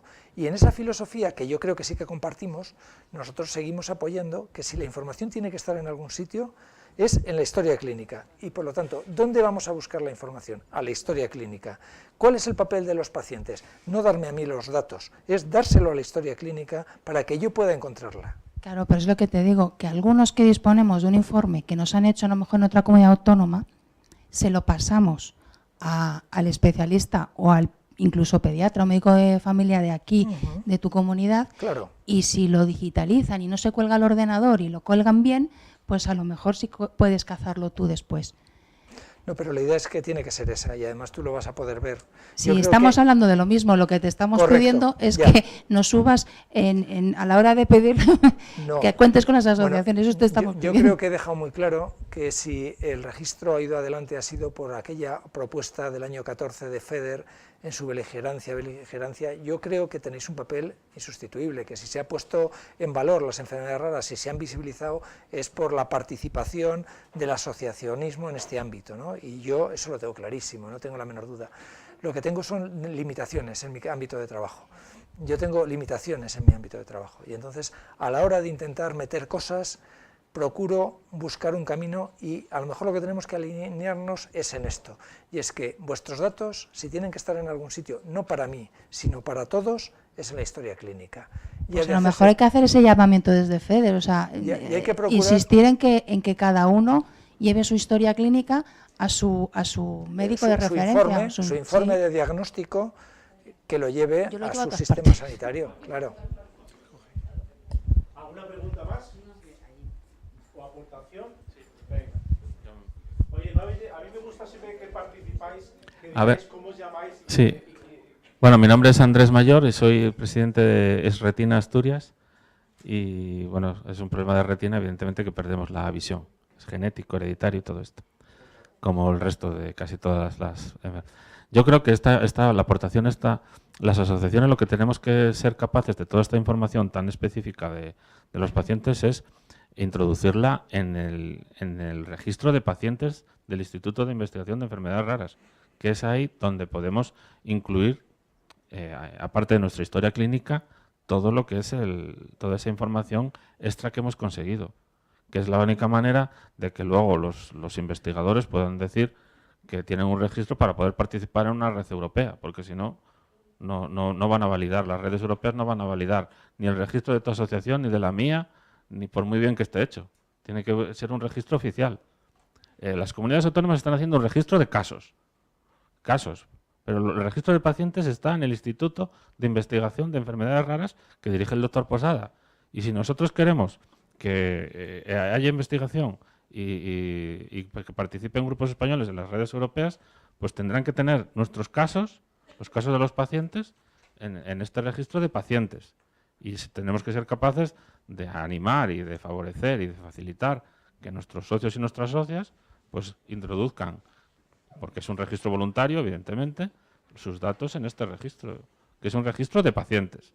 El registro estatal es un registro de casos, que vendrá muy bien para que el consejero de turno diga, tengo 50 casos de Corea de Huntington, el estudio genético me cuesta 1.000 euros por caso, voy a gastarme 50.000 euros en estudios genéticos. Si consigo que nazcan 2 niños menos cada 10 años o cada 5 años sin esta patología, me lo voy a ahorrar en 10 años. Que le sirva para eso.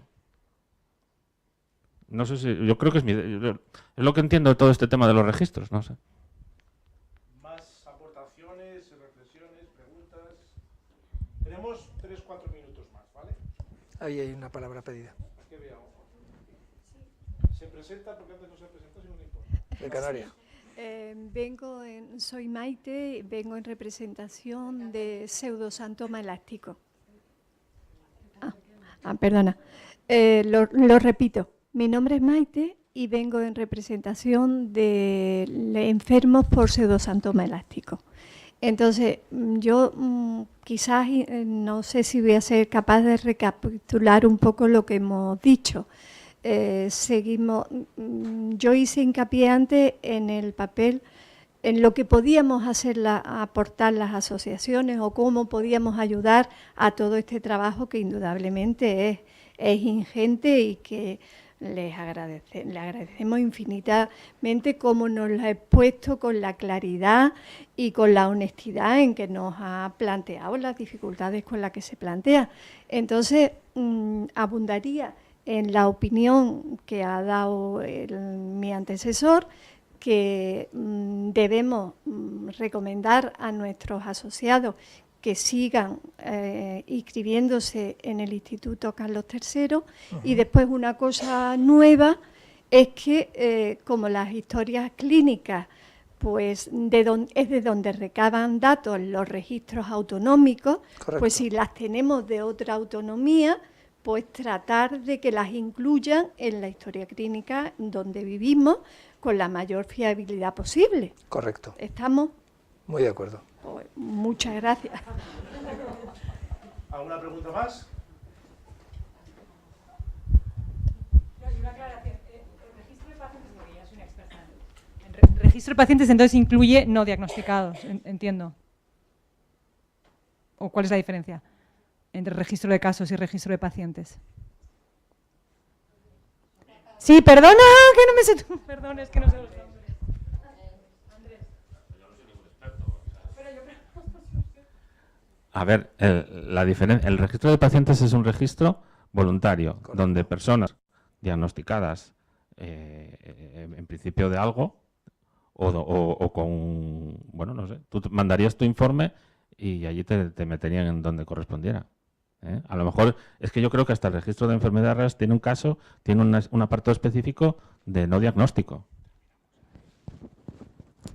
Yo creo que además insistió muchísimo Feder en eso, que hubiera la posibilidad de no diagnóstico. Creo, no me sé la ficha, yo me inscribí cuando se inauguró hace 15 años y la verdad es que no lo he actualizado, por ejemplo. A ver, la última ya entonces. Marta, por favor. Bueno, yo soy Marta de la Asociación de Intolerancia Hereditaria Fructosa Sacarosa y Sorbitol. En mi caso, en Burgos, que yo sepa, solo están mis hijos y ya he dicho, bueno, pues que es dificilísimo el saber cuántos somos y demás. Yo me he registrado este año, os lo digo porque en el Carlos III es facilísimo. O sea, tú pones en internet Instituto Carlos III y automáticamente te sale un enlace, pones el nombre de la enfermedad, si eres paciente o eres padre, te mandan ellos un formulario y luego tienes que remitir el informe médico pues a través de un fichero PDF o por correo normal. Y automáticamente te contestan, o sea, va genial, te contestan en 24 horas que está registrado. es súper fácil. Realmente es un poco encerrona. O sea, si no nos registramos, no hay investigación. Mi demanda es, ¿por qué no nos registran de forma, diría, obligatoria los especialistas? O sea, no lo entiendo. Es que esa es la vía. Mi hija lleva diagnosticada 15 años y yo la verdad pensaba que estaba registrada, ¿eh? Y a través de, bueno, pues porque llevo 6 meses pues más activa en la asociación, porque hasta ahora no he visto en qué podía ayudar y ahora sí, y la verdad es que me he quedado con la boca abierta de pensar que mi hija lleva un montón de años diagnosticada y yo no existo en ninguna parte.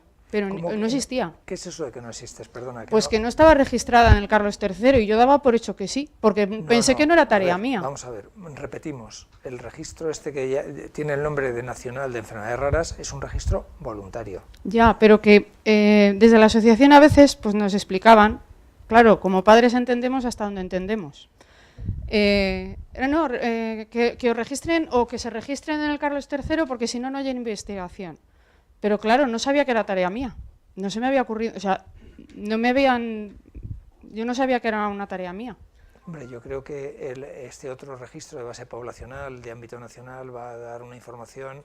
Otra cosa es que en determinadas enfermedades va a ser más progresivo, ¿no? Esto es, sin embargo, esa demanda del propio afectado, que puede comunicar cualquier enfermedad, esté en la lista o no esté en la lista, teniendo un diagnóstico. Y, por ejemplo, para esto otro que he comentado, que para lo que yo pretendo hacer, necesito saber cuántos somos. ¿Cómo lo puedo saber? Nadie me va a dar la información por la protección de datos, pero sin ese dato yo no puedo avanzar. Sin ese dato yo no puedo avanzar. Igual que nos mandan firmar un consentimiento para hacer un análisis genético, para prueba de biopsia de no sé qué, ¿por qué no nos dan un consentimiento para registrarnos y de esa forma habrá investigación? Porque si un investigador, como es en nuestro caso ahora, gracias a Dios, está queriendo tener un poco de interés, resulta que no sabe cuántos somos, se está volviendo loco. O sea, es incongruente total. O sea, esto es verdaderamente incongruente. Nosotros en nuestro servicio llevamos el registro de mortalidad de Castilla y León, codificamos las causas de muerte y sin embargo no podemos hacer uso de ellos para cruzarlas con el registro de enfermedades raras. Esto es la normativa que hay, ¿vale? Y esto es que es así, y es la normativa que nos hemos dado a nosotros. Es decir, que las leyes son las que se promulgan desde las Cortes, etcétera, etcétera. Ya. Y eso es las normas de convivencia que no hemos establecido nosotros. Habrá que, en su caso, buscar cuál es la que nos hace falta en función de cada situación. Y nosotros como asociación podemos preguntar al jefe de... a tu papel, al jefe de servicio de información de cada comunidad, y nos podrían remitir el número, sin pedir datos concretos. Sí, el número, es decir, en Andalucía hay 13, en Madrid tantos, por lo menos para saber un número, porque ahora cuando hablamos decimos, somos 50, creemos. Y es que nos lo han pedido alguna asociación, lo que sí que os pido es que tengáis un objetivo claro, porque sacar el número nos lleva un rato. Le tenemos. Le tenemos, sí, muy claro. Vale. Bueno, pues gracias. Espera, que te oigan todos. Bueno, yo soy Gema de patologías mitocondriales. Te quería hacer una puntualización. Casi todos, al principio, nos hemos metido de lleno. Yo, en cuanto tuve un diagnóstico, me metí en la Carlos III. Pero es voluntario y lo introducen los datos los pacientes. Lo que Rufino está haciendo énfasis, y yo también comparto, es que esos datos los deben meter especialistas, ¿vale? Porque tú y yo tenemos capacidades, porque tenemos estudios, porque somos espabiladas y porque tenemos ordenador y sabemos utilizarlo para poder los datos. Pero hay un montón de familias sin recursos que no son capaces de meter los datos, con lo cual eso apoya la tesis de que tienen que ser los especialistas quienes los metan, porque yo puedo saber mucho, porque me recorro 8 especialistas médicos, pero no soy médico, y a la hora de meter los datos también los puedo meter erróneamente, o puedo ser un poco hipocondríaca y pensar que tengo 20 cosas y no tengo ninguna. Entonces, por eso yo creo que los registros los datos los deben introducir los especialistas, con la ayuda de las asociaciones, con la primera base de datos de afectados que tienen las asociaciones, pero el dato numérico, nosotros no sabemos los que somos. Por eso estamos haciendo el registro, ¿sabes? Pero es que tienes que partir de algo, como dice él, para seguir trabajando. Pero tendríamos que tener para mí, esa primera base común todos, que es intentar que los datos los metan los especialistas, que los historiales los tengan los especialistas y que se haga desde una base clínica, porque nosotros ponemos muchas ganas, pero muchas veces nos equivocamos. Esa es mi opinión, ¿eh? que los datos clínicos estén donde tienen que estar, que es en la historia clínica. Yo lo que pasa, lo que no entiendo es cómo se tiene una información digitalizada de atención primaria y no se tiene un sistema para los especialistas, que supongo que son hasta menos casos, ¿no? Porque la atención primaria, pues ahí estamos todos, ¿no? Resfriarnos nos resfriamos todos. El desarrollo de las tecnologías de la información es sorprendente, porque uno puede hacer transacciones rapidísimas con, en este momento, la banca electrónica, y sin embargo yo padezco en el ámbito laboral la dificultad de acceder a determinadas informaciones. Claro, pero es que es como tratar de barrer la casa, hacer el registro sin tener una escoba. Entonces, no sé, ¿cómo se puede hacer? Esto es así. Bueno, pues lo dejamos ahí. Hemos visto que hay muchas dificultades, que hay muchas cosas que se pueden mejorar, que hay otras que dependen de nosotros y otras no. Y, por supuesto, la buena voluntad y el trabajo encomiable de todos, ¿de acuerdo? Tanto de las asociaciones y, en este caso, y yo puedo decir que el trabajo que realiza, en este caso, la Junta de Castilla y León en el mundo de las enfermedades raras, en el registro, se han puesto las pilas, eso lo puedo decir, con las dificultades que hay, ¿vale? Que yo muchas veces no digo que sean, como decís, no entiendo, ¿cómo es posible, no? Sí, es como es posible, pero es que si realmente luego vosotros testeáis otras realidades, sobre todo el tema informático, os daréis cuenta, yo lo he vivido en estos 6 años que llevo aquí en este centro, el tema informático es para los informáticos. Quiero decir con esto que es complicadísimo y además es que a mí, sinceramente, muchas veces me confunden constantemente. Yo no sé realmente cómo está ese tema. Entonces, el unificar 17 comunidades autónomas, unificar sistemas, validar, que es un tema que según nos transmite Rufino y nos ha comentado, es súper difícil, eso implica mucho trabajo y lo que él ha dicho es muy importante, es que nos lleva mucho tiempo. O sea que si preguntáis, por favor, eso yo lo insisto, porque sé que trabajan mucho, hay mucho tiempo que dedicarle y los recursos son limitados, también es cierto, ¿no? Pero por lo menos en Castilla y León hay recursos y hay personas que están dedicándose y hay un presupuesto con unas personas que están haciéndolo, ¿no? Esto es importante muchas veces, que no se sabía si se iba a poder continuar después del España de haber podido subvencionar o financiar desde las propias comunidades autónomas. En Castilla y León sí, en las demás pues tampoco lo tengo muy claro, no lo sé, me imagino que sí también, Rufino. Sí, están en ello. Le decía a Rufino que si quería comentar alguna cosa o para finalizar tu ponencia o querías concluir de alguna manera. Sí que quería indudablemente agradecer esta oportunidad que me has brindado de estar aquí, agradecer todas las opiniones que he oído, que son muy enriquecedoras. Nos hace falta conocer también cómo la gente está viviendo el tema, ¿no?, para intentar mejorar. Y yo creo que esta experiencia ha sido muy positiva para mí y espero que haya podido también transmitir cuál es el punto en el que nos encontramos con el tema del registro.